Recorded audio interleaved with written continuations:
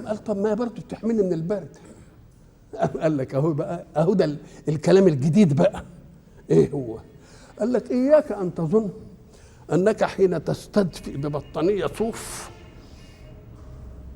وتكتر الغطا بالحفه ومش عارف ايه ان دي بتجيب لك الدفء. لا، الدفء من ذاتك،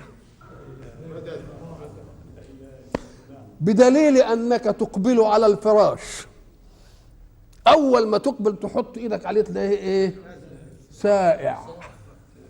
طب حط ايدك عليه ساعه ما تصحى الصبح تلاقيه دافئ، يبقى انت اللي دفيت الفراش، لان حرارتك ذاتيه. الحراره الذاتيه بتاعتك كل ما يصنعه الغطا انه ما يخليش حرارتك الذاتيه تشع بره. الله، يبقى اذن الدفء من مين؟ من ذاتك.